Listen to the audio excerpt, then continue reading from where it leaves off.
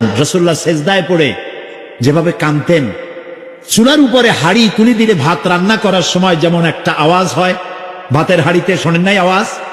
রাসূলুল্লাহর কলিজার ভেতর থেকে কান্নার গুমরে আওয়াজ এভাবে উত্থিত হতো। সকাল বেলায় জুতা পায়ে পড়তে পারতেন না, পাও মোবারক ফুলে বড় হয়ে যেত। বেহেশত এত সহজ?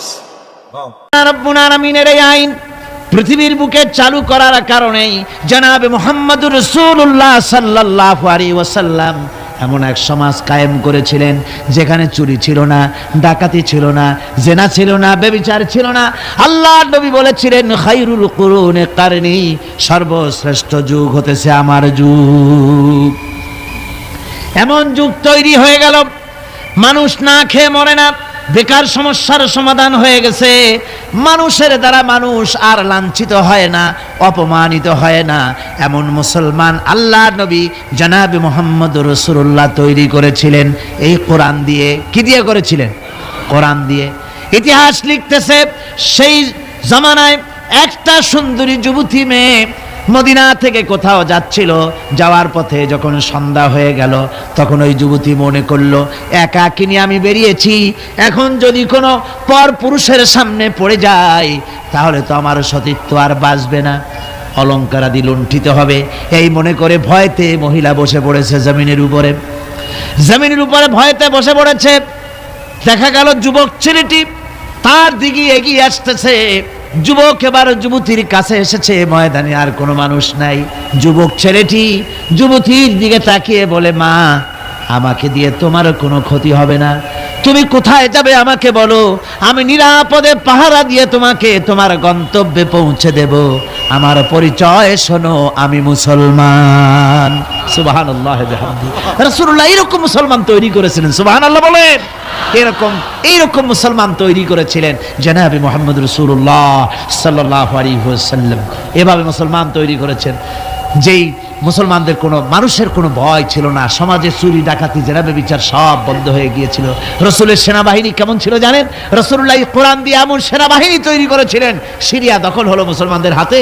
আর এই সিরিয়ার রাস্তা দিয়ে যখন মুসলমানেরা যাচ্ছে, বিজয়ী মুসলমানেরা, সিরিয়ার সুন্দরী মহিলারা মনে করলো, আমরা তো এখন ধর্ষিত হব, লাঞ্ছিত হব, এখন তারা আমাদের কোনো বাঁচার পথ নাই, আমাদের সর্বনাশ হয়ে যাবে। তারা তখন ভয় করতে লাগলো, মনে করলো যে ঘরের মধ্যে ঢুকে তারা আমাদেরকে লাঞ্ছিত করবে, তার চাইতে আমরা রাস্তায় দাঁড়িয়ে থাকি, যা আছে কপালে তাই হবে।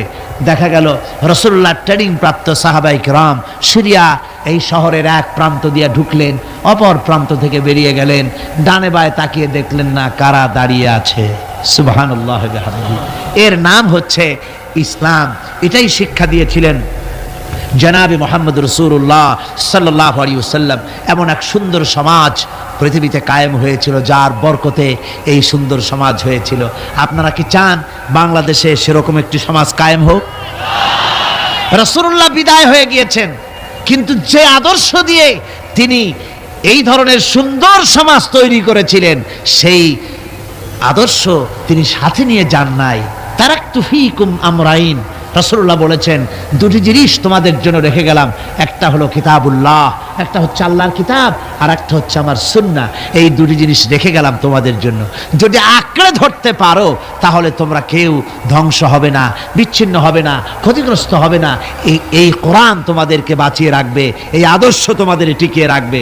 সুতরাং আমি জিজ্ঞেস করতে চাই, এই বিরাট তাফসীরুল কোরআন মাহফিলের বিশাল জনসমুদ্র, আপনারা কি চান যে আল্লাহ পাকের এই কোরআন দিয়ে, আল্লাহর ওই সুন্নাহ অনুযায়ী, ওই কোরআন অনুযায়ী এই পৃথিবীর বুকে এই বিধান কায়েম হোক? এটা কি আপনারা চান? হাত উঁচু করে দেখান তো কারা কারা চান। আমার আল্লাহ পাক বলেছেন, কোরআন তেলাওয়াত করতে গিয়ে যারা ব্যস্ত থাকে, কোরআন তেলাওয়াত করতে করতে যারা আমার কাছে হাত পেতে কিছু চাওয়ার সময় পায় না, যারা আমার কাছে হাত পেতে কিছু চায়, তাদের থেকে তেলাওয়াতকারীদেরকে আমি রব্বুল আলামিন বেশি করে দেই। সুবহানাল্লাহ। কোরআন তেলাওয়াত করতে করতে যারা আল্লাহর কাছে হাত পেতে চাওয়ার সময় পায় না, আল্লাহ পাক বলেন যারা চায় তাদের থেকে তেলাওয়াতকারীকে আমি বেশি দেই। আমার বন্ধুগণ, শুধু তাই নয়, এ কোরআনে কারীম যারা তেলাওয়াত করবে, আমল করবে, কিয়ামত কিয়ামতের দিন তার মা বাপের মাথার উপরে আল্লাহ রাব্বুল আলামিন, আবু দাউদ শরীফের হাদিসে এসেছে, তার মা বাপের মাথার উপরে নূরের টুপি পরিধান করানো হবে। এমন নূরের টুপি, এমন নূরের তাজ পরানো হবে, চন্দ্র সূর্যের আলোকে ম্লান করে দেবে। হাসরবাসীরা প্রশ্ন করবেন, এ লোকটি কে? কোন ফেরেশতা নাকি? বলে না। কোন নবী নাকি? বলে না। তবে কি ইনি কে? জবাব হবে, তিনি হচ্ছেন সেই ব্যক্তি যিনি তার সন্তানদেরকে কোরআন শিখিয়েছিলেন। কোরআন শিখানোর কারণে আল্লাহ রাব্বুল আলামিন আজ তার মা বাপের মাথার উপরে নূরের টুপি পরিধান করে হাসরের ভিতরে মর্যাদা দিলেন। কিয়ামতের দিন দুনিয়া মর্যাদা পাওয়া যাবে, আখিরাতেও মর্যাদা পাওয়া যাবে যদি কোরআনে কারীমকে তেলাওয়াত করা যায়, আমল করা যায়, বোঝা যায়, তাহলে এই সমস্ত নিয়ামত আল্লাহ পাক দান করবেন। সুতরাং এই এত বড় নিয়ামত থেকে আমরা যেন কেউ বঞ্চিত হয়ে না যাই। কোরআন হচ্ছে এমন এক কিতাব যার তাফসীর লেখা হয় নাই। পৃথিবীতে এমন কোনো ভাষা নাই, পৃথিবীর উল্লেখযোগ্য সবগুলি ভাষায় কোরআনে কারীমের তাফসীর লেখা হয়েছে, কিন্তু কোন মুফাসসির আজ পর্যন্ত কথা বলেন নাই যে আমি যে তাফসীর লিখছি এর চাইতে ভালো তাফসীর আর কেউ লিখতে পারেও না, আর পারবেও না। এটা শেষ, আর তাফসীর লেখা লাগবে না। এ কথা কেউ বলতে পেরেছে? জোরে বলেন, পেরেছে? পারে নাই। তার কারণ কি? আল্লাহ রাব্বুল আলামিন বলেন, قُلْ لَوْ كَانَ الْبَحْرُ مِدَادًا لِكَلِمَاتِ رَبِّي لَنَفِدَ الْبَحْرُ قَبْلَ أَن تَنفَدَ كَلِمَاتُ رَبِّي وَلَوْ جِئْنَا بِمِثْلِهِ مَدَدًا। আল্লাহ পাক বলেন, নবী আপনি বলুন, আমার রবের কথাগুলি লেখার জন্য যদি সমুদ্রের পানিগুলি, সমুদ্রের সমস্ত পানিগুলি যদি কালিতে পরিণত হয়ে যায়, আর আমার রবের কথাগুলি যদি লেখা শুরু হয়ে যায়, আমার রবের কথাগুলি লেখার পূর্বে সমস্ত সমুদ্রের পানিগুলি শেষ হয়ে যাবে। তারপরে যদি আবার সমুদ্র ভরে দেওয়া হয়, আরো যদি লেখা হয়, তবুও আমার রবের কথা লেখা শেষ হবে না। আল্লাহ রাব্বুল আলামিন বলেন, وَلَوْ أَنَّ مَا فِي الْأَرْضِ مِنْ شَجَرَةٍ أَقْلَامٌ وَالْبَحْرُ يَمُدُّهُ مِنْ بَعْدِهِ سَبْعَةُ أَبْحُرٍ مَا نَفِدَتْ كَلِمَةُ اللَّهِ। আল্লাহ রাব্বুল আলামিন বলেন, মা নাফিদাত কালিমাতুল্লাহ। আল্লাহ পাক বলেন, 7টা সমুদ্রের পানি যদি একত্রিত করা হয়, 7টা সমুদ্রের পানি যদি এক জায়গায় করা হয়, এই পানিগুলি যদি কালিতে পরিণত হয়ে যায়, আর পৃথিবীর সমস্ত গাছগুলি যদি কলমে পরিণত হয়ে যায়, ওই গাছগুলি দিয়ে যদি ওই পানি রূপ কালি দিয়ে আমার প্রভুর কথা, আল্লাহ রাব্বুল আলামিনের কোরআনের কথা যদি লেখা শুরু হয়ে যায়, লিখতে লিখতে সমস্ত পানিগুলি, গাছগুলি শেষ হয়ে যাবে, আল্লাহ পাকের কালামের ব্যাখ্যা লেখা শেষ হবে না। মা নাফিদাত কালিমাতুল্লাহ, আল্লাহর কথা লেখা শেষ হবে না। এত বড় বিরাট আজিম কিতাব আল্লাহ পাক আমাদেরকে দান করেছেন। সুবহানাল্লাহ পড়েন। এই কিতাবের এত বড় গুরুভার আল্লাহ রাব্বুল আলামিন বলেছেন, লাউ আনজালনা হাযাল কুরআনা আলা জাবালিন লারাআইতাহু খাশিআন মুতাসাদ্দিআন মিন খাশিয়াতিল্লাহ। আমি যদি এই কোরআনকে পর্বতের উপরে নাযিল করতাম, তাহলে তুমি দেখতে পেতে আমার ভয় ভীত সন্ত্রস্ত হয়ে পাহাড়গুলো চূর্ণ বিচূর্ণ হয়ে যেত।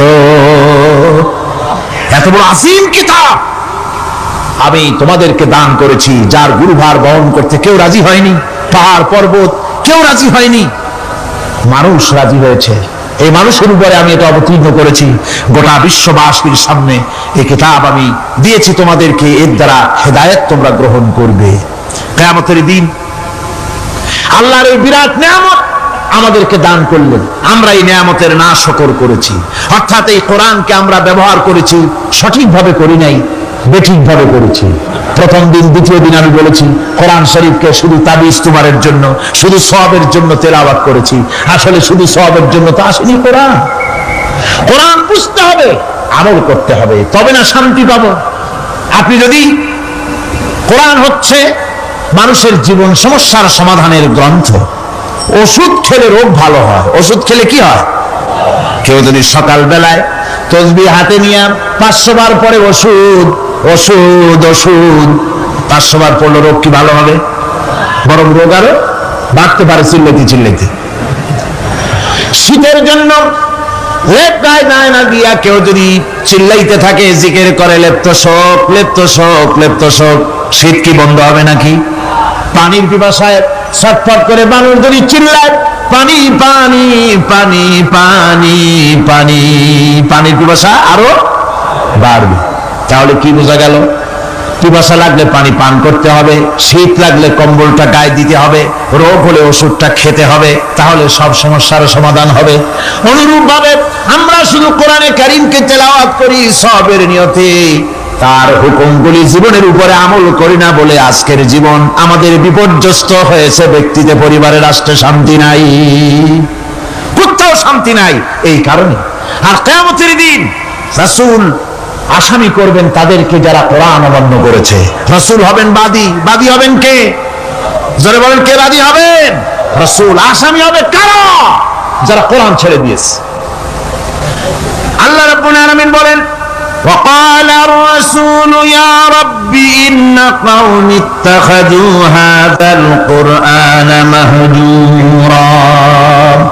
কিয়ামতের দিন রাসূল আল্লাহর দরবারে ফরিয়াদ করবেন, আয় আমার রব, আয় আমার আল্লাহ তাআলা, এই সমস্ত লোকগুলি তোমার কালামকে, তোমার কোরআনকে অপ্রয়োজনীয় জিনিস বলে তারা পরিত্যাগ করেছিল।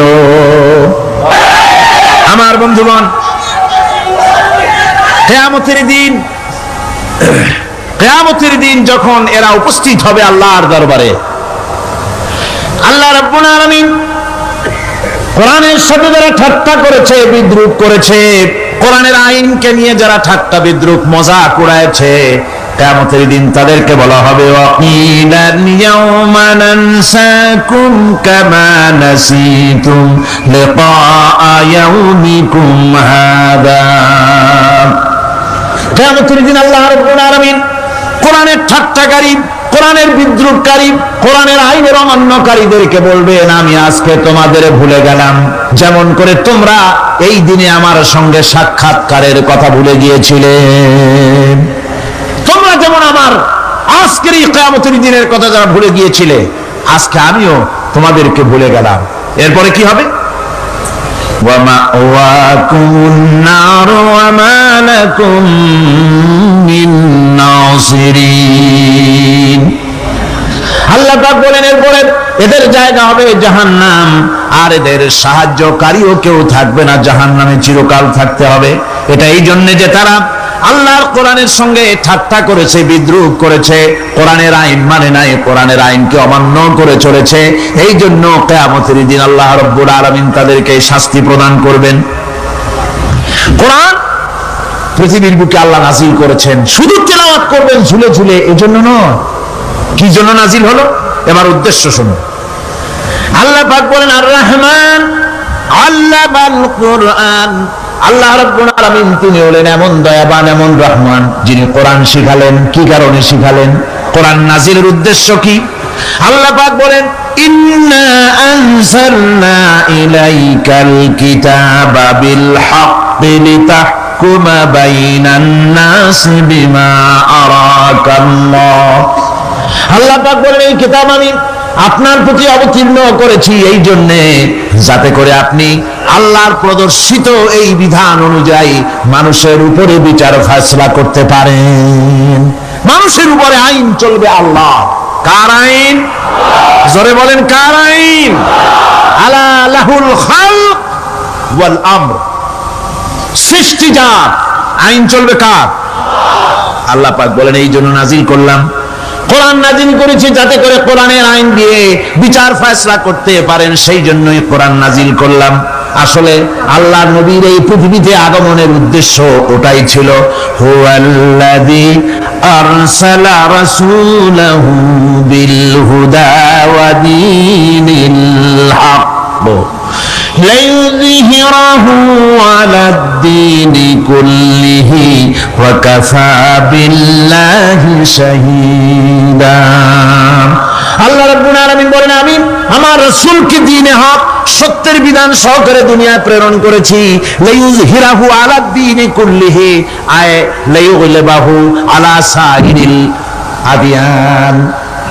সমস্ত আদিয়ানে বাতিলের উপরে আমার দ্বীনকে বিজয়ী করে দেওয়ার জন্য আমি রাসূলের কাছে কিতাব সহকারে তাকে অবতীর্ণ করেছি।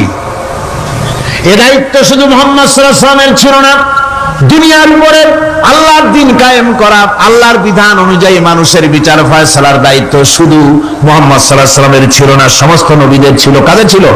সব নবীদের ছিল। فبعث الله النبيين مبشرين منذرين وأنزل معهم الكتاب بالحق ليحكم بين الناس। আল্লাহ পাক বলেন, সমস্ত নবীদের কাছে আমি কিতাব অবতীর্ণ করেছি এই জন্য যে তারা সহজ এবং সোজা পথে যারা চলতে চায় তাদেরকে তিনি সুসংবাদ দিবেন, আর বাঁকা পথে যারা চলবে তাদেরকে তিনি জাহান্নামের ভীতি প্রদর্শন করবেন। আর আমি তার উপরে যে কিতাব অবতীর্ণ করেছি এই কিতাব দিয়ে জনগণের উপরে বিচার ফয়সালা করবে, আইন চলবে আল্লাহর কিতাব দিয়ে। আইন চলবে কি দিয়ে? আল্লাহর কিতাব দিয়ে। আল্লাহর কিতাব অনুযায়ী জনগণকে পরিচালিত করবেন। এই জন্য আমি এই কোরআনকে নাজিল করেছি, অতীত এই কিতাবগুলি নাজিল করেছি। কুল ইয়া আইয়ুহান নাসু ক্বাদ জাআকুমুল হাক্কু মির রাব্বিকুম।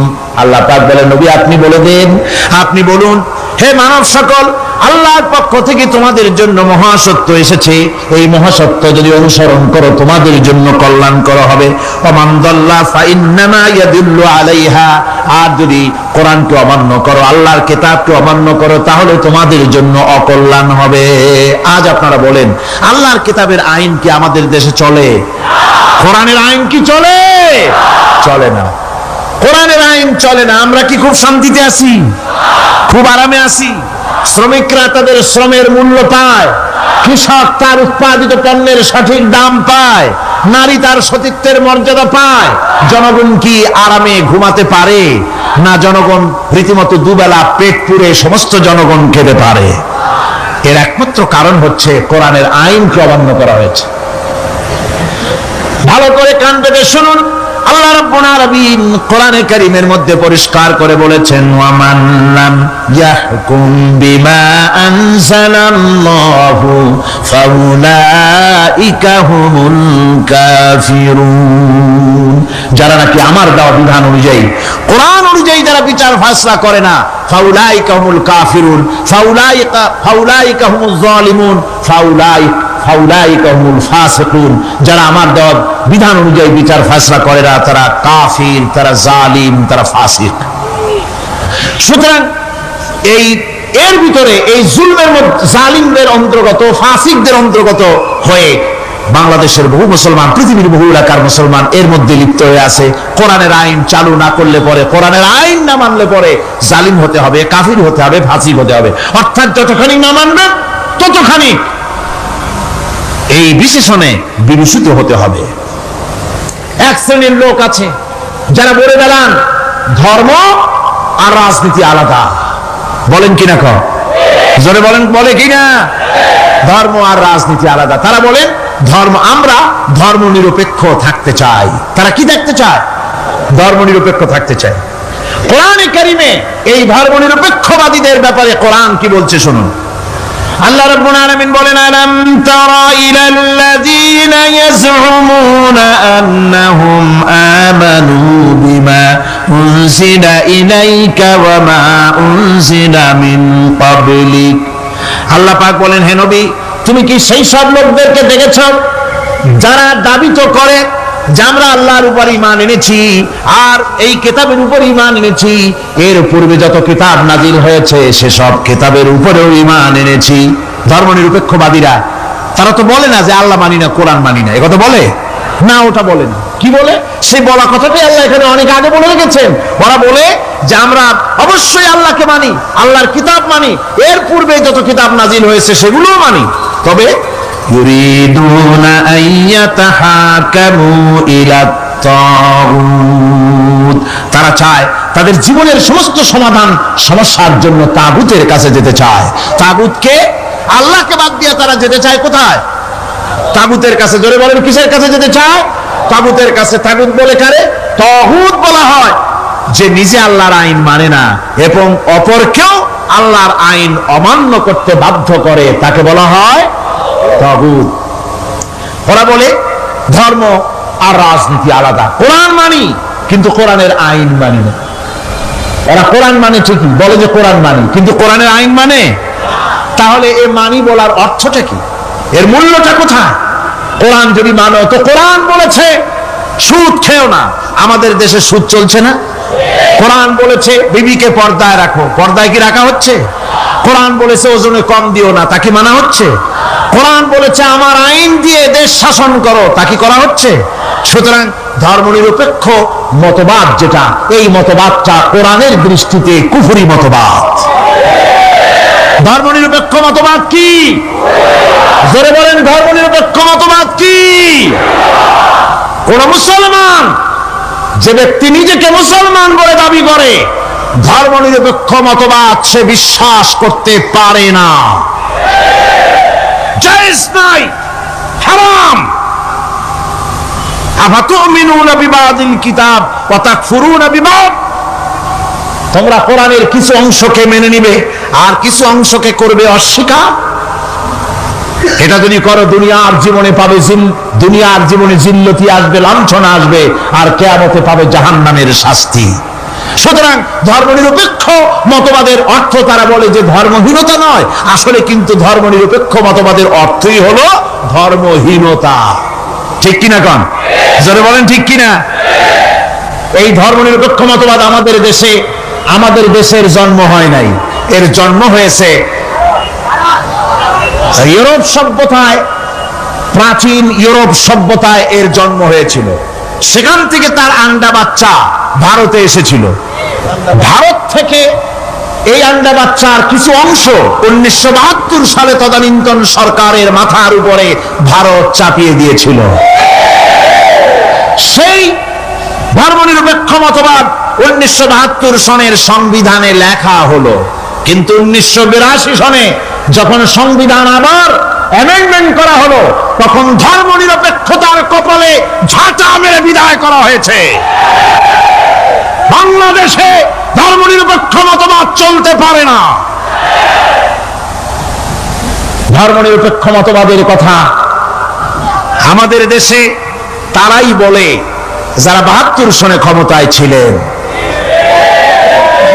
তারা ধর্মের সাথে কি ব্যবহার করেছেন আমরা ভুলে যাই নাই, আপনারা ভুলে গেছেন।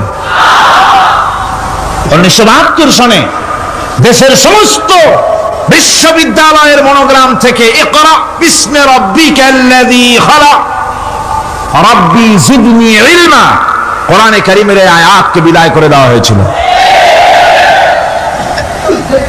শাসনতন্ত্রের শিরোনামে বিসমিল্লাহকে গ্রহণ করা হয় নাই। শুধু তাই নয়, কোরআনে কারীম যেখানে তেলাওয়াত করা হয়, তখনকার সময় রেডিওতে, টেলিভিশনে, ওই 72 থেকে 3 বছর, এবং এখনো সেই দলটি মিটিং করতে গিয়ে, কোন জায়গায় কিছু করতে গিয়ে, আগে কোরআন শরীফ, তারপরে গীতা, তারপরে বাইবেল, এগুলি হচ্ছে মুনাফিকের লক্ষণ। কিসের লক্ষণ?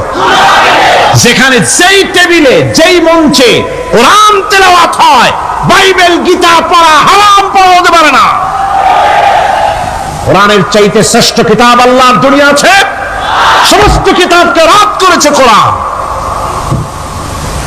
হযরত ওমর রাদিয়াল্লাহু তাআলা রাসূল করিম সাল্লাল্লাহু আলাইহি ওয়াসাল্লামের কাছে গিয়ে তাওরাতের একটা পাতা পড়তেছিলেন। হযরত আবু বকর রাদিয়াল্লাহু তাআলা সেখানে চলে এলেন। এসে দেখেন রাসূল করিম সাল্লাল্লাহু আলাইহি ওয়াসাল্লামের চেহারা মোবারক লাল হয়ে গিয়েছে গোসায়। হযরত আবু বকর বললেন, ওমর, তুই যদি এর থেকে মরে যেতিস, তুই যদি এর থেকে মরে যেতিস, তুই যদি এর থেকে মরে যেতি। 3 বার বললেন। হযরত ওমর শিউরে উঠলেন, হতচকিত হয়ে উঠলেন। আবু বকর আমাকে মরার কথা বলছেন কেন? তিনি তাকিয়ে দেখেন রাসূল করিম সাল্লাল্লাহু আলাইহি ওয়াসাল্লামের চেহারা মোবারক গোসায় লাল হয়ে গেছে। হযরত ওমর বলছেন, ইয়া রাসূলুল্লাহ, আমার এবং আমার পিতামাতার জীবন আপনার কদম মোবারকে উৎসর্গ হয়ে যাক। আমি অপরাধ করেছি, কি অন্যায় করেছি হুজুর আমাকে বলুন। হুজুর বলছেন, ওমর, তুমি যে তাওরাতের পাতা আমার সামনে পড়তেছো, এই তাওরাত যার উপরে নাজিল হয়েছিল সেই মুসা আলাইহিস সালাম যদি আজকে বেঁচে থাকতেন, তাহলে আমার উম্মতের ভিতরে শামিল হয়ে যাওয়া তার জন্য ফরজ হয়ে যেত। অতীতের সমস্ত কিতাবকে রদ করা হয়েছে, সমস্ত শরিয়াতকে বন্ধ করা হয়েছে। সুতরাং কোন মুসলমানের প্ল্যাটফর্মে যেখানে কোরআন তেলাওয়াত হয়, বেদ, বাইবেল, গীতা পড়া হারাম সেখানে। এই মুনাফিকরা তাও করে থাকে। আমার মুসলমান ভাইয়েরা, নজরুল ইসলাম কলেজের ইসলাম শব্দ বাদ দিয়ে নজরুল কলেজ করা হয়েছিল। সলিমুল্লাহ মুসলিম হলের মুসলিম শব্দ বাদ দিয়ে শুধু সলিমুল্লাহ হল করা হয়েছিল। তার মানে ধর্ম এদের কলিজায় আগুন জ্বালিয়ে দেয়। ইসলামের নাম বরদাস্ত হয় না, কোরআনের নাম বরদাস্ত হয় না। আর বরদাস্ত হয়নি বলেই আল্লাহ পাক তার ইন্তেকাম নিয়েছেন। আমার বক্তব্য হচ্ছে, কোরআনে কারীম পৃথিবীতে এসেছে শাসন করতে দুনিয়াকে। তার মধ্যে রয়েছে রাজনীতি, অর্থনীতি, সব কিছু। এই বিচার ফয়সালা কোরআন থেকে যারা গ্রহণ করে না, রাসূলকে যারা বিচারক মানে না, তাদের সম্পর্কে আল্লাহ পাক কি বলছেন শুনুন। فلا وربك لا يؤمنون حتى يحكموك فيما شجر بينهم ثم لا يجدوا في أنفسهم حرجا مما قضيت ويسلموا تسليما। আল্লাহ রাব্বুল আলামিন বলেন, ফালা ওয়ারাব্বিক, কখনো নয় হে নবী, আপনার রবের কসম, কখনোই নয়। ওরা মুমিন নয় যারা নাকি তাদের জীবনের সব কিছুর ব্যাপারে যতক্ষণ পর্যন্ত আপনাকে বিচারক না মানে, আপনার দেওয়া ফয়সালাকে গ্রহণ না করে, এবং আপনি বিচার করার পর ফয়সালা দেওয়ার পরে এটার উপরে দ্বিধাহীন চিত্তে মেনে যতক্ষণ না নিবে, ততক্ষণ পর্যন্ত তারা যত ঈমানের দাবি করুক, তারা আসলে মুমিন না। এ ফতোয়া কার? এ ফতোয়া কার? আল্লাহ রাব্বুল আলামিনের ফতোয়া। কখনো মুমিন হতে পারবে না যারা রাসূলুল্লাহকে ফয়সালাকারী হিসেবে গ্রহণ না করবে, কোরআনকে সংবিধানের উৎস হিসেবে গ্রহণ না করবে। কোরআন এসেছে আইনের কিতাব হিসেবে পৃথিবীর মানুষকে পরিচালিত করার জন্য। আজ এই কোরআনের আইন যারা মানে সেখানে শান্তি পায়, কোরআন যেখানে মানে না সেখানে শান্তি হয় না। আল্লাহ পাক পরিষ্কার বলেছেন কোরআনের আইন মেনে চলো। আর যারা এই কোরআনকে অমান্য করবে তাদের শাস্তি কি হবে? আল্লাহ পাক বলেন, আল্লাযীনা কাযযাবু বিল কিতাবি ওয়া বিমা আরসালনা বিহি রুসুলানা ফাসাউফা ইয়ামালুন। আল্লাহ পাক বলেন, আমি যে কিতাব নাজিল করেছি, এই কিতাবকে যারা মিথ্যা মনে করে, কিতাবকে যারা অস্বীকার করে, কোরআনের আইন যারা মানে না, আমি যে রসুলের উপরে যা নাজিল করেছি সেগুলির উপরে যারা ঈমান আনে না, এগুলিকে যারা মানে না, তাদের জন্য এর পরিণতি তারা খুব শীঘ্রই টের পাবে। খুব শীঘ্রই তাদেরকে পরিণতি দেওয়া হবে। কিয়ামতের দিন তাদেরকে আল্লাহ রাব্বুল আলামিন জাহান্নামে প্রবেশ করাবেন। কোরআনের অমান্যকারীদের জায়গা কোথায় হবে? কোথায় হবে তাদের জায়গা? জাহান্নামের ভিতরে হবে। সুতরাং আমরা কোথায় যেতে চাই? জাহান্নামে না জান্নাতে? বেহেশতে যদি যেতে চাই, দুনিয়ায় যদি শান্তি চাই এবং আখিরাতে যদি মুক্তি পেতে চাই, তাহলে আমাদেরকে কোরআনের আইনকে মানতে হবে। কিসের আইন মানা লাগবে? কোরআনের আইন মানতে হবে। কোরআনে কারীমের নাজিল হলো, আল্লাহ পাক যে কোরআন আমাদের শিখালেন, আর রহমান আল্লামাল কোরআন, যে কোরআন তিনি আমাদের শিখালেন।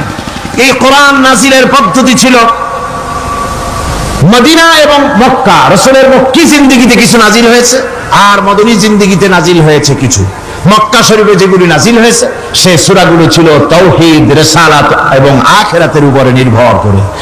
আর মদনী সূরা যেগুলি ছিল সেগুলি ফৌজদারি দণ্ডবিধি, উত্তরাধিকারী আইন, তারপরে যাকাত, ওসর, যুদ্ধ, সন্ধি, বন্দী, এরপরে রয়েছে স্বরাষ্ট্রনীতি, পররাষ্ট্রনীতি, অর্থনীতি, জীবন পরিচালনার সমস্ত বিধি আর ব্যবস্থা মদনী জিন্দেগির সূরাগুলিতে, অবতীর্ণ সূরাগুলিতে আল্লাহ রাব্বুল আলামিন নাজিল করেছেন।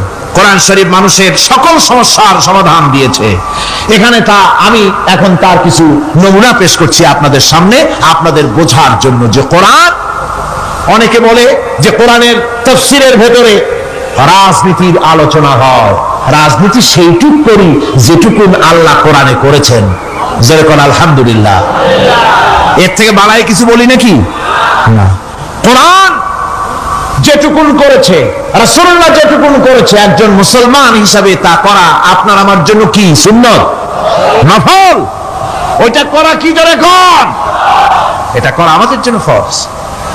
সেই জন্য আমি কিছু নমুনা পেশ করছি আপনাদের সামনে, বুঝতে পারবেন যে কোরআন শুধু নামাজের কথা নিয়ে আসে নাই। কোরআনের মধ্যে আয়াত সংখ্যা কত?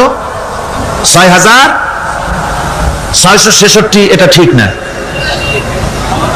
কিছু কম আছে। 6000 কয়েক শত, ভালো করে গুণে দেখা দরকার। তো এই যে আয়াতে কারিমা যেগুলি রয়েছে, এর মধ্যে মাত্র 500 আয়াত হচ্ছে হুকমে শরঈ। ভালো করে শুনুন, 500 আয়াত আদেশ এবং নিষেধ জাতীয়। এটা করো, ওটা করো না, এটা হালাল, ওটা হারাম, এ হলো 500। তো এই যদি 500 হয়, তাহলে বাকি 6000 কি? বাকি 6000 ইতিহাস, দর্শন, বিজ্ঞান, রাজনীতি, অর্থনীতি, সমাজনীতি, উত্তরাধিকারী আইন, পররাষ্ট্রনীতি, স্বরাষ্ট্রনীতি, মানুষের জীবনে যা দরকার, ইহকাল, পরকাল, কবর, হাসর, মিজান, সিরাত, জান্নাত, জাহান্নাম, এই সব কিছু আল্লাহ পাক বাকি হাজার হাজার আয়াতের মধ্যে বলেছেন। তো 500 আয়াতের পরিচিতি আমাদের জানা আছে, নামাজ, রোজা, হজ, যাকাত, হালাল, বৈধ, অবৈধ ইত্যাদি সম্পর্কে। কিন্তু বাকি আয়াতগুলিতে আমাদের জীবন পরিচালনার ব্যাপারে আল্লাহ পাকের কথা শুনুন, কিভাবে এ কথাগুলি আল্লাহ পাক আমাদের বলছেন। বিচার পদ্ধতি সম্পর্কে শুনুন। কোরআন যে বিচার পদ্ধতি আমাদেরকে দিয়েছেন, নিরঙ্কুশ ন্যায় বিচারের কথা কোরআন বলেছে। কোরআন বলেছে বিচার হতে হবে কি ধরনের? ওয়াইদা হাকামতুম বাইনান নাসি আন তাহকুমু বিল আদল। কোরআন শরীফ বলেছে, তোমরা যখন লোকদের মাঝে বিচার ফয়সালা করবে, তখন অবশ্যই সুবিচার করবে, জাস্টিস, ন্যায় বিচার করবে। এই ন্যায় বিচার করতে গিয়ে তোমার সামনে যদি বিজাতীয় কোনো লোক আসামি হয়ে দাঁড়ায়, অমুসলিম, তখন বিচারটা কিভাবে করবে? কোরআনে কারীম বলছে, ওয়ালা ইয়াজরিমান্নাকুম শানাআনু কওমিন আলা আল্লা তা'দিলু। কোন বিশেষ শ্রেণীর বিচার কাজ করতে গিয়ে, কোন বিশেষ শ্রেণী বা জাতির বিচার কার্য পরিচালনা করতে গিয়ে তাদের প্রতি বিদ্বেষ যেন তাদেরকে, তুমি যেন জুলুম করে না বসো, তখন যেন তুমি ইনসাফ করতে পারো, তাদের উপরে জুলুম করবে না। সে যদি তোমার জাতের লোক না হয়, বিচার করতেছে, তুমি বিচারক হিসাবে সঠিক বিচার করবে, বিচারের মানদণ্ডকে কখনো হেলাদোলা করবে না, ভালো সুবিচার করবে। এটা হচ্ছে কোরআন কারীমের কথা। আর আত্মীয় স্বজনের বিচার সম্পর্কে বলা হচ্ছে যে তোমরা বিচার নিয়ে, সুবিচার নিয়ে তোমরা দাঁড়াও, দণ্ডায়মান হও, সুবিচার নিয়ে মুসলমানেরা তোমরা যখন বিচার করবে, তখন এই বিচার করতে গিয়ে ওয়ালাউ আলা আনফুসিকুম আবিল ওয়ালিদাইনে ওয়াল আকরাবিন, সে যদি তোমার নিজের বিরুদ্ধেও যায় বিচার, তা যদি তোমার সন্তান সন্ততি, ভাই ব্রাদার, মা বাপ ইত্যাদির বিরুদ্ধেও যদি চলে যায়, ইয়াকুন গানিয়ান আও ফাকিরান, যদি সে গরিব হয়, যদি সে ধনীও হয়, বিচারের বেলায় কোনো রকম তারতম্য করবে না, আপন হোক পর হোক, বিচার করতে হবে সঠিক। এটা কার কথা? আল্লাহ। জোরে বলেন, কার কথা? পৃথিবীর কোন ধর্মগ্রন্থ কথা বলেছে? পৃথিবীর কোন জাতি কথা বলেছে? কোরআন বলেছে এই সুবিচারের কথা। সুবিচার করতে হবে, বিচারের বেলায় খবরদার আপন পর এবং কোন ধর্মের লোক এই চিন্তা করতে যেও না। কোরআনে কারীমের রয়েছে, কোরআনে কারীমের মধ্যে রয়েছে ফৌজদারি দণ্ডবিধি, জুডিশিয়াল ল, ফৌজদারি দণ্ডবিধি। এখানে একটা কথা বলে নিতে হয়, আল্লাহর আইন, মূল কথাটা কি? আল্লাহর আইন। আল্লাহর আইনের কথা শোনা মাত্রই এক শ্রেণীর লোকেরা মনে করে আল্লাহর আইন মানেই হলো হাত কাটা, আল্লাহর আইনের অর্থই হলো বলা কথা, আল্লাহর আইনের অর্থই হলো দৌড়া মারা। এটা একটা বাজে কথা। আল্লাহ পাকের আল্লাহ কি এইরকম একটা বদমেজাজি দারোগার মতো আল্লাহ, যে মানুষ পাইলেই খালি পিটাবে আর হাত কাটবে? একটা কথা হলো হাত কাটা, গলা কাটা।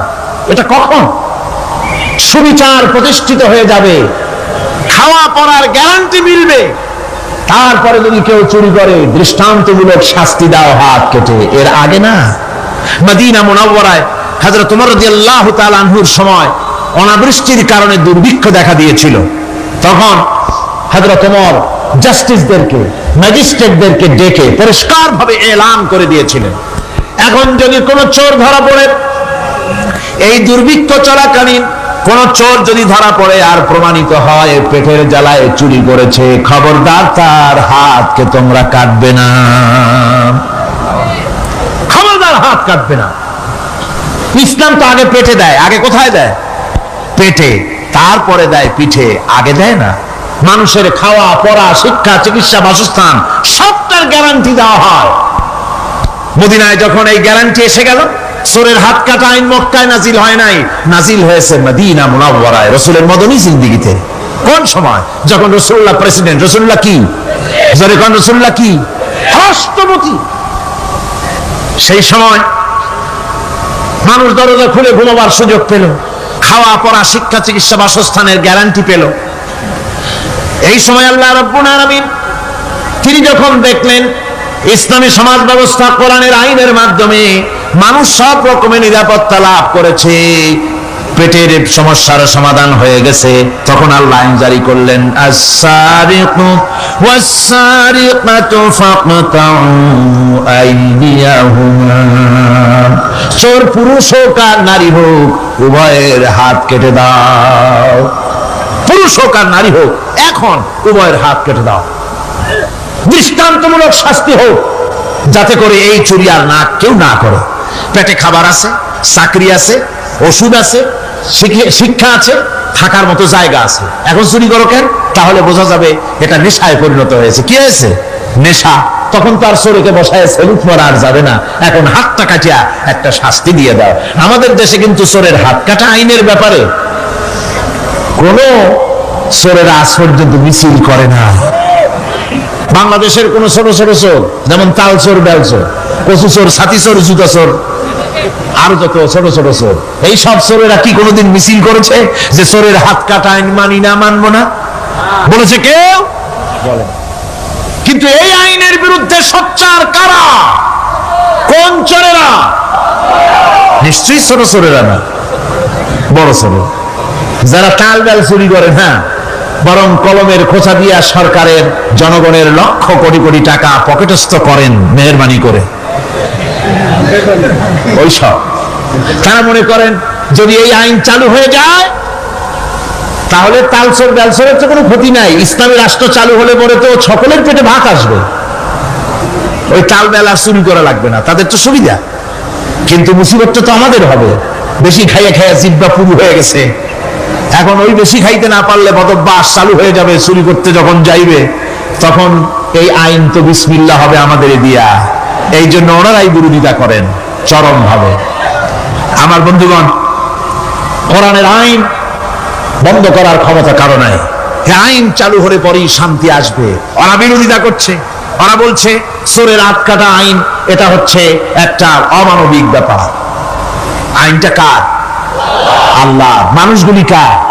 তো তোমার তো দরদ কেন? মায়ের চাইতে মাসির দরদ বেশি, এটা কি খুব সুলক্ষণ? না, এটা দারুণ কুলক্ষণ। সুতরাং আল্লাহ রাব্বুল আলামিন তার আইন হচ্ছে শাশ্বত আইন। চোরের হাত কাটা আইন অর্থ নয় যে বাংলাদেশ ইসলামী দল যদি ক্ষমতায় আসে পাইকারি দরে চোরের হাত কাটা আরম্ভ করবে না। ততক্ষণ পর্যন্ত আইন চালু হবে না যতক্ষণ পর্যন্ত সমস্ত মানুষ তাদের কর্মসংস্থান না হবে, খাবার না পাবে, চাকরি বাকরি না হবে, খেয়ে পরে খাওয়া পড়া শিক্ষা চিকিৎসা বাসস্থান সবটার গ্যারান্টি মিলবে, তারপরে আইন চালু হবে, এর আগে না। আল্লাহ রাব্বুল আলামিন ফৌজদারি দণ্ডবিধি আওতার ভিতরে চোরের কি শাস্তি হবে তা বললেন, নরহত্যার শাস্তি কি হবে তাও আল্লাহ পাক এখানে বলছেন, ইয়া আইয়ুহাল্লাযীনা আমানু কুতিবা আলাইকুমুল কিসাসু ফিল কাতলা। আল্লাহ পাক বলেন তোমাদের প্রতি নরহত্যার শাস্তি স্বরূপ কিসাস নির্দিষ্ট করা হয়েছে, অর্থাৎ হত্যার বদলে হত্যা করা। একজন মানুষ আর একজন মানুষকে হত্যা করেছে, কোরআনের আইন হচ্ছে ওকেও হত্যা করো। কি সুন্দর আইন, সুবহানাল্লাহ পড়েন। তাহলে কি হবে? রেডিও টেলিভিশনে পত্র পত্রিকার মাধ্যমে যদি খবর ছড়ানো হয় যে হত্যাকারীর বিচার হবে কোরআনের আইন অনুযায়ী, প্রকাশ্য রাজপথে হত্যাকারীকে তাকেও যদি হত্যা করে দেওয়া হয়, এই দৃশ্য উপস্থিত জনতা যত দেখবে, পত্র পত্রিকায় খবর পাবে, টেলিভিশনের পর্দায় দেখতে পাবে, যারা দেখলো এই সব লক্ষ লক্ষ জনতার ভেতরে মানুষ হত্যা করার দুঃসাহস আর আসবে? আল্লাহ পাক বলছেন এটা হচ্ছে মানুষের কিসাস, এর মধ্যে রয়েছে মানুষের জীবন। এরপরে মারাত্মক শাস্তি আল্লাহ পাক এভাবে কোরআনে কারীমের মধ্যে বললেন। জিনার শাস্তি, আয-যানিয়াতু ওয়াজ-যানি ফাজলিদু কুল্লা ওয়াহিদিম মিনহুমা মিআতা জালদা। আল্লাহ রাব্বুল আলামিন বলেন, জিনাকারিনী পুরুষ, জিনাকারিনী নারী আর জিনাকারা পুরুষ, তাদের শাস্তি হচ্ছে উভয়কে 100 করে দৌড়া মারা, প্রাণদণ্ড দিয়ে দেওয়া। এই শাস্তি যদি হয়, জিনা বন্ধ হয়ে যাবে, বিবাহ সহজ হবে। ইসলামের রাষ্ট্র হলে পরে জিনা করা কঠিন হবে, বিবাহ করা সহজ হয়ে যাবে। এটা হচ্ছে কোরআনের আইনের সুন্দর বিধান। জিনার শাস্তি, চোরের শাস্তি, নরহত্যার শাস্তি জুডিশিয়াল লয়ের আওতায়, ফৌজদারি দণ্ডবিধির আওতায় এগুলি পড়ে। এগুলি সব কোরআন শরীফে আছে না নাই? আছে কিনা? তাহলে কি করে আপনি বলবেন আপনি ধর্ম নিরপেক্ষ? আপনি শুধু ধর্ম আপনার ব্যক্তিগত ব্যাপার আর রাজনীতি একটা আলাদা ব্যাপার। এবারে আল্লাহ রাব্বুল আলামিন মদ পান সম্পর্কে, যারা মদ পান করবে, জুয়া খেলবে যারা, তাদের সম্পর্কে মদ্যপায়ীদের ব্যাপারে আল্লাহ পাক বলছেন, ইন্নামাল খামরু ওয়াল মাইসিরু ওয়াল আনসাবু ওয়াল আজলামু রিজসুম মিন আমালিশ শাইতানি ফাজতানিবুহু। আল্লাহ পাক বলেন, নিঃসন্দেহে মদ, জুয়া এবং পাশা, এই সমস্ত খেলাকে, এই সমস্ত জিনিসকে নাপাক ঘোষণা করা হয়েছে। এগুলি সব হতেছে শয়তান কর্তৃক উদ্ভাবিত নোংরা কাজ। এগুলি শয়তানের কাজ। মদ আর জুয়া কার কাজ? যারা বলেন কার কাজ? শয়তানের কাজ। সুতরাং ফাজতানিবুহু, এর থেকে তোমরা ফিরে থাকো। আল্লাহ বলছেন মদ এবং জুয়া মানুষকে আল্লাহর জিকির থেকে ফিরায় রাখে। ফাহাল আনতুম মুনতাহুন, এগুলি শোনার পরেও কি তোমরা এর থেকে ফিরে থাকবে না? এবার আল্লাহ রাব্বুল আলামিন ওজনে কম দেওয়া সম্পর্কে বলছেন।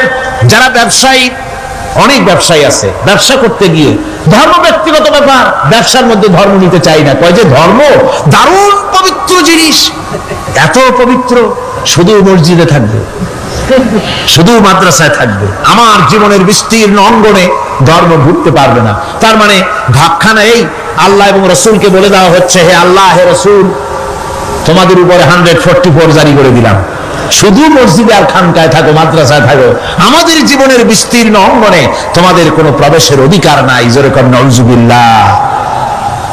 আল্লাহ পাক মানুষের জীবনের সকল ক্ষেত্রে আইন চলবে আল্লাহ, ইনিল হুকমু ইল্লা লিল্লাহ। আইন চলবে কার? ওই আল্লাহ রাব্বুল আলামিন বলেন, ওজনে কম দিও না। ওয়াউফুল কাইলা ইযা কিলতুম ওয়াজনু বিল কিসতাসিল মুস্তাকিম। মেপে যখন কোন জিনিস দিবে, পরিমাপে কম দিবে না। ওজন করে যখন দিবে, ওজনেও কম দিবে না। আল্লাহ পাক কোরআনে কারীমের মধ্যে সুন্দর করে সব কথা বলে দিলেন। ওজনে কম করো না, পরিমাপে কম করো না, সঠিকভাবে এটাকে দিও। ইয়াতীমের মাল সম্পর্কে কোরআন বলছে, ولا تقربوا مال اليتيم إلا بالتي هي أحسن। এতিমের মাল ভক্ষণ করা তো দূরের কথা, এর নিকটবর্তী হয় না। তবে হ্যাঁ, এতিম বয়সপ্রাপ্ত হওয়া পর্যন্ত যদি আমানত রাখো, সেটা ভিন্ন কথা, কিন্তু এতিমের মালকে ভক্ষণ করো না অবৈধভাবে। এতিমের মালের সুরক্ষার জন্য আল্লাহ পাক বলে দিলেন। অশ্লীলতা সম্পর্কে, আজকে সমাজে অশ্লীলতা চলছে, বেহায়ামি, নগ্নতা চলছে, এ সম্পর্কে আল্লাহ পাক বলছেন, কুল ইন্নামা হারামা রাব্বিয়াল ফাওয়াহিশা মা যাহারা মিনহা ওয়া মা বাতান। আল্লাহ পাক বলেন, হে নবী, আপনি বলে দেন, আমার প্রভু নিঃসন্দেহে প্রকাশ্য এবং অপ্রকাশ্য সব রকমের নির্লজ্জতা এবং পাপাচারকে নিষিদ্ধ ঘোষণা করেছেন, হারাম করে দিয়েছেন। প্রকাশ্য এবং অপ্রকাশ্য সব রকমের পাপাচারকে, নির্লজ্জতাকে আল্লাহ পাক নিষেধ করেছেন। আজকে আমাদের দেশের টেলিভিশনে যে সমস্ত নির্লজ্জ বিজ্ঞাপন দেওয়া হয়, নারী দেহের যে সৌন্দর্য প্রদর্শনী করা হয়, এ কি কোনো মুসলমান দেশের করা উচিত? কোন মুসলমানদের জন্য এটা কি বৈধ? আজ নির্লজ্জতা, বেহায়ামি ছড়িয়ে পড়ছে চতুর্দিকে। আল্লাহ পাক নিষেধ করছেন, হারাম করে দিয়েছেন। প্রকাশ্য অপ্রকাশ্য সব রকমের নির্লজ্জতা আল্লাহ পাক। তাদের কাছে মজা লাগে, কবিতা পাঠের আসর, গানের আসর, পুঁথি পাঠের আসর, নাচ, নাটক, গল্প ইত্যাদি তাদের কাছে মজা লেগেছে। আমার কোরআনকে তারা আপনার কোরআনকে তারা উপহাস করেছে। এই উপহাস করার কারণেই মুসলমানদের এই চরম অবনতি।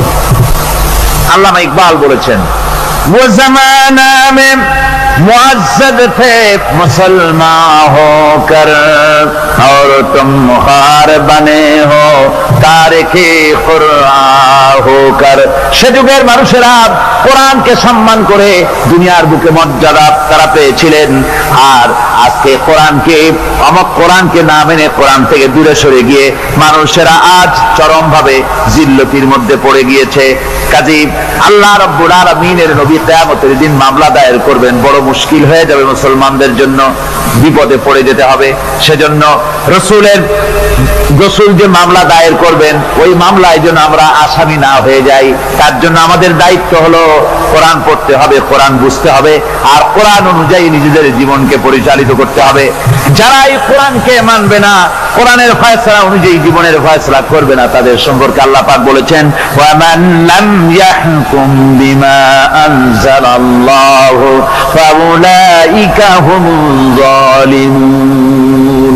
যারা এই কোরআন দিয়ে, এই বিধান দিয়ে বিচার ফয়সালা করে না, তারা জালিম, তারা কাফের, তারা ফাসিক, যারা নাকি কোরআন দিয়ে বিচার ফয়সালা করে না।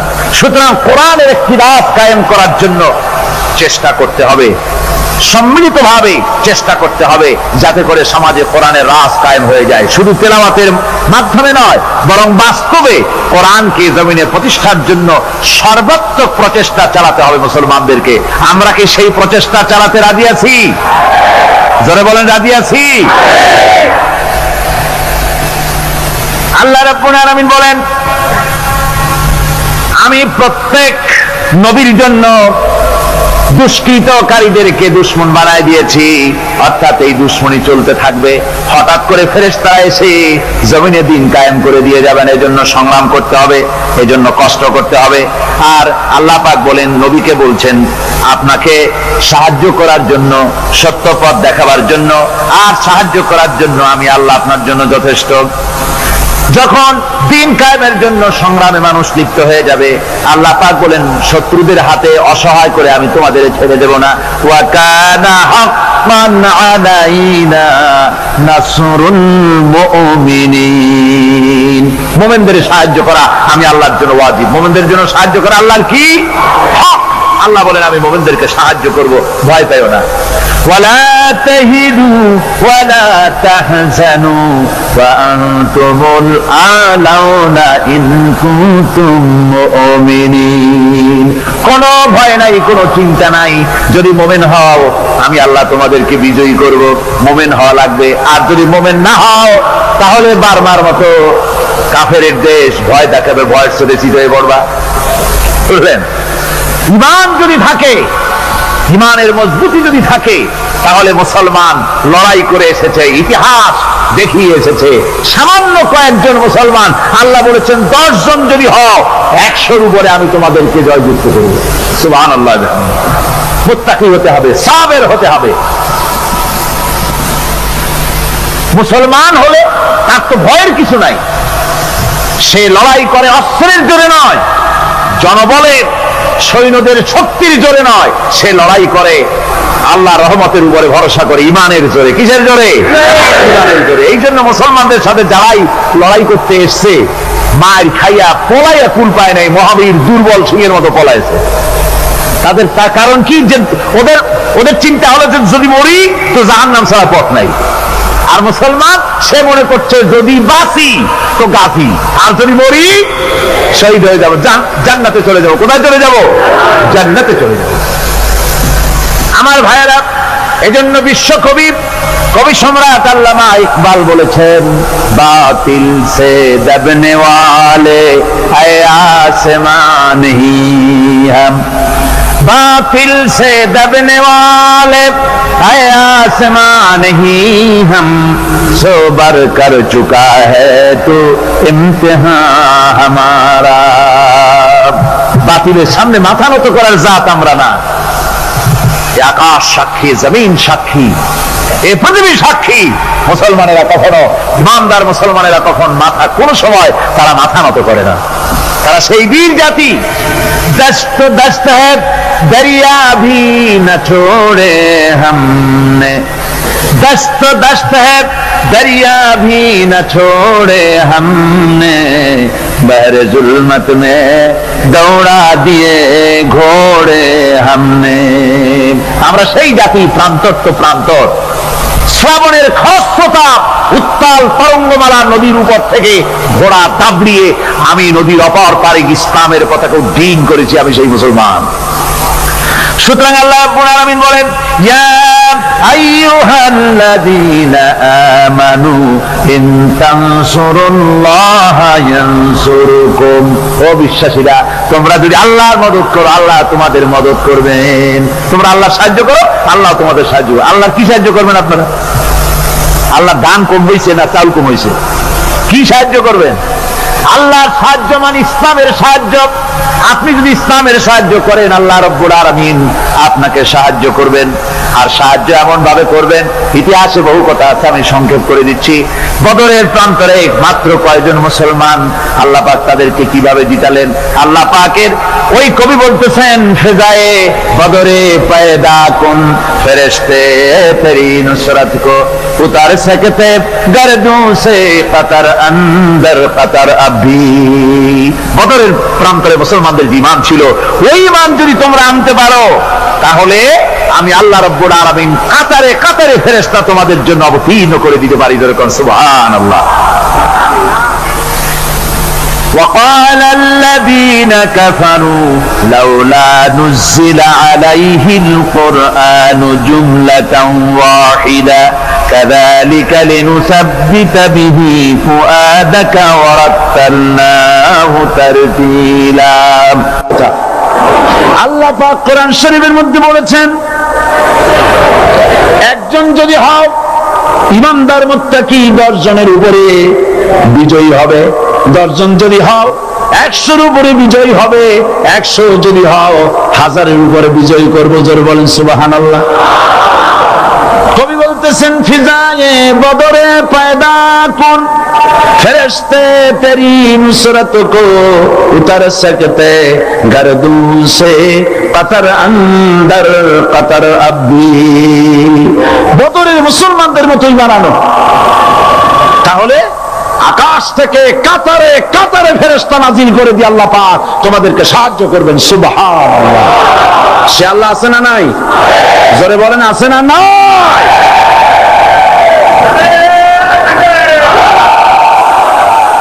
সেই আল্লাহ রাব্বুল আলামিন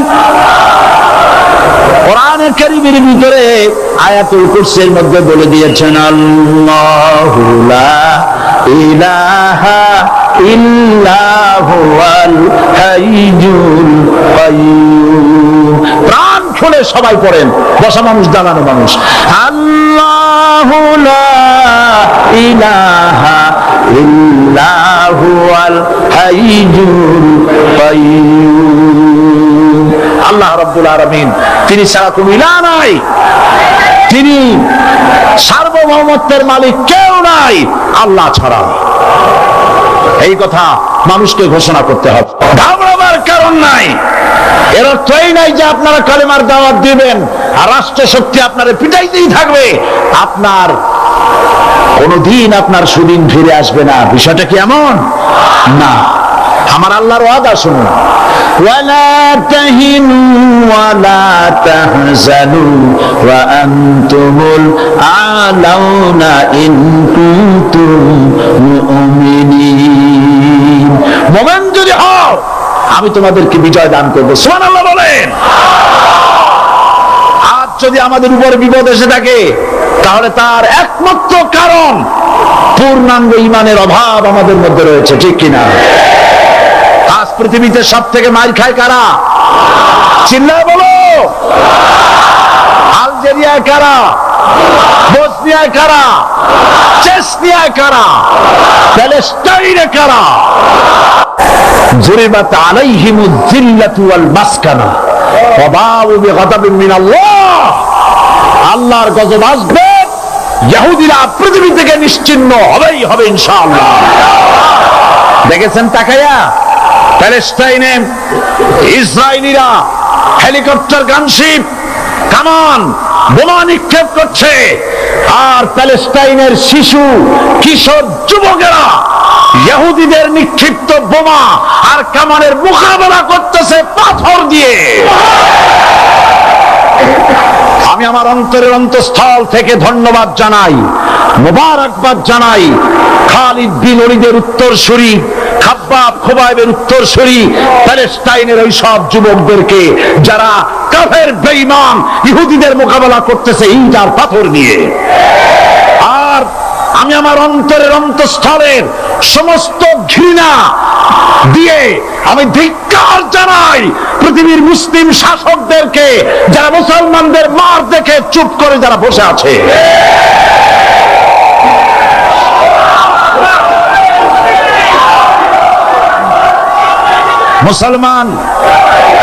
মুসলমান যদি মুসলমানের মতো হয়, 10 জন যথেষ্ট। কয়জন যথেষ্ট? কোথায় আছে কথা? আল্লাহ পাক কোরআন শরীফের মধ্যে বলেছেন, একজন যদি হও ইমানদার মুত্তাকি 10 জনের উপরে বিজয়ী হবে। 10 জন যদি হও 100-র উপরে বিজয়ী হবে। 100 যদি হও 1000-এর উপরে বিজয়ী করবো। জোরে বলেন সুবহানাল্লাহ। কবি বলতেছেন, ফিজায়ে বদরে পয়দা কুন ফেরেশতে তেরি নুসরত কো উতার सकते গর্দু সে কতর আন্দর কতর আবি। বদরের মুসলমানদের মতোই বানানো, তাহলে আকাশ থেকে কাতারে কাতারে ফেরেশতা নাজিল করে দিয়ে আল্লাহ পাক তোমাদেরকে সাহায্য করবেন। সুবহানাল্লাহ। সে আল্লাহ আছে না নাই? জোরে বলেন আছে না নাই?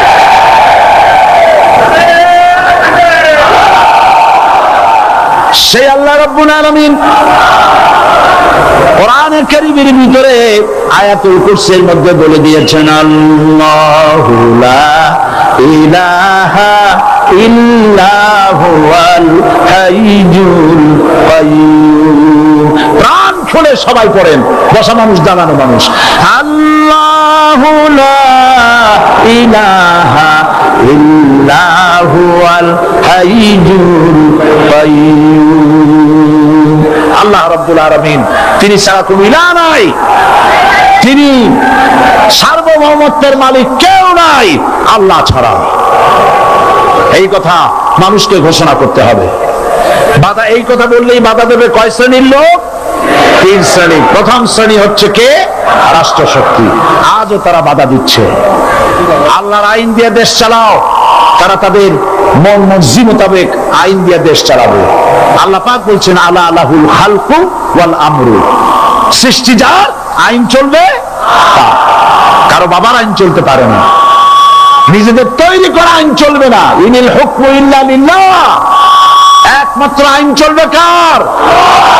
এই আইন রাসূল করিম সাল্লাল্লাহু আলাইহি ওয়াসাল্লাম মদিনায় কোরআন দিয়ে প্রতিষ্ঠিত করেছিলেন। আল্লাহর বিধান, আল্লাহর সার্বভৌমত্ব কায়েম করেছিলেন।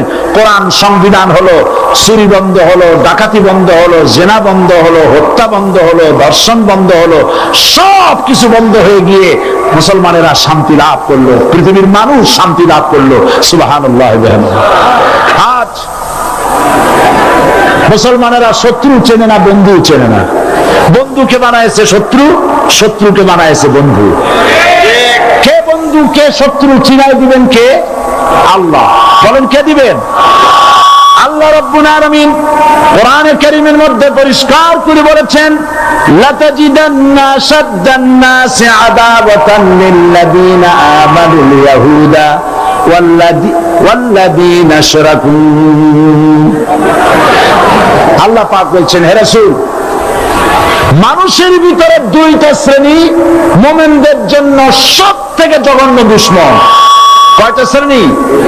দুইটা। একটা হলো ইহুদ, আর একটা হলো মুশরিক। একটা হলো ইহুদি, আর একটা হলো মুশরিক।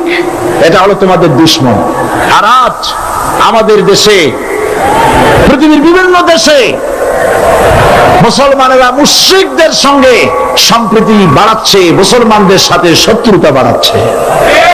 তো দুনিয়ার ময়দানে আপনি যা কামাই করবেন, এখানে রেজাল্ট আউট হবে, এখানে আপনি পাবেন ফল, এখানে পাবেন। যা করবেন, এখানে গাছ লাগাবেন, ফল লাগাবেন, এখানে পাবেন। আর আল্লাহর জন্য যেটা করবেন, সেটার ফল, সেটার রেজাল্ট কিয়ামতে বাইর হবে। সুবহানাল্লাহ। এখানে পরীক্ষা দিয়ে যদি কেউ ফেল করে, ম্যাট্রিক পরীক্ষা দিয়ে ফেল করেছে, ফাজিল পরীক্ষা দিয়ে ফেল করেছে, আবার পরীক্ষা দিয়ে পাস করার সুযোগ আছে, আবারও ফেল করেছে, আবারও পরীক্ষা দিয়ে পাস করার সুযোগ আছে। 10 বার যদি ফেল করে, আরো 10 বার পরীক্ষা দিয়ে পাস করার সুযোগ আছে। কিন্তু কিয়ামতের দিন আল্লাহ রাব্বুল আলামিনের জীবনের পরীক্ষায় কোনো মানুষ যদি আল্লাহর আদালতে ফেল করে বসে একবার, দ্বিতীয়বার পরীক্ষা দেওয়ার আর কোনো সুযোগ নাই। এই পৃথিবীতে যদি কেউ নিম্ন আদালতে মামলায় হেরে যায়, জজ কোর্টে করবে, যদি হেরে যায় হাইকোর্টে করবে, হেরে গেলে আপিল করবে সুপ্রিম কোর্টে, সুপ্রিম কোর্টেও যদি হেরে যায় তাহলে প্রেসিডেন্টের কাছে আপিল করবে। সুযোগ আছে কয়েকবার। কিন্তু কিয়ামতের দিন জীবনের আদালতে কোনো মানব যদি একবার ফেল করে বসে, জীবনের মামলায় যদি একবার হেরে যায়, দ্বিতীয়বার আপিল করার আর কোনো জায়গা নাই। সে আখেরাতে রেজাল্ট আউট হবে। আমরা সব মরে যাব, আমরা সব কি হব? সব মরে যাব। আল্লাহ পাক আমাদেরকে উঠাবেন না। ربنا ظلمنا أنفسنا وإن لم تغفر لنا وترحمنا لنكونن من الخاسرين ربنا لا تزغ قلوبنا بعد إذ هديتنا وهب لنا من لدنك رحمة إنك أنت الوهاب أي الله تعالى হাজার হাজার মুসলমান নরনারী ঠান্ডাকে উপেক্ষা করে তোমার দ্বীনের কথা শোনার জন্য, কোরআনে কারীমের কথা শোনার জন্য এই মাঠে এসে হাজির হয়েছে। আল্লাহ তুমি দয়া করে মেহেরবানি করে আলোচনার সওয়াবটুকু হুজুরে পুরনূর সাল্লাল্লাহু আলাইহি ওয়াসাল্লামের রূহ মুবারকে পৌঁছে দাও। রব্বুল আলামিন, আমাদের মধ্য থেকে যাদের মা বাপ দুনিয়া থেকে জনমের মতো বিদায় হয়ে গেছে, আল্লাহ কবরে যদি আযাব থাকে দয়া করে আযাব মাফ করে দাও। আল্লাহ আমাদের মা বাপের উপরে তোমার রহমত নাজিল করো। রব্বিরহামহুমা কামা রাব্বায়ানি সগীরা, রব্বিরহামহুমা কামা রাব্বায়ানি সগীরা। হে আল্লাহ রাব্বুল আলামিন, এই মাহফিলে যত লোক আছি আমরা, কার কোন ব্যাধি আছে, রোগ আছে, আমরা তুমি ভালো করে জানো। আমাদের প্রত্যেকের ব্যাধিকে তুমি শিফায়ে আজলা দান করে দাও। اللهم حبب إلينا الإيمان وزينه في قلوبنا وكره إلينا الكفر والفسوق والعصيان واجعلنا من الراشدين ربنا تقبل منا إنك أنت السميع العليم وتب علينا إنك أنت التواب الرحيم سبحان ربك رب العزة عما يصفون وسلام على المرسلين الحمد لله رب العالمين واجعل آخر كلمتنا عند الموت لا إله إلا الله محمد رسول الله.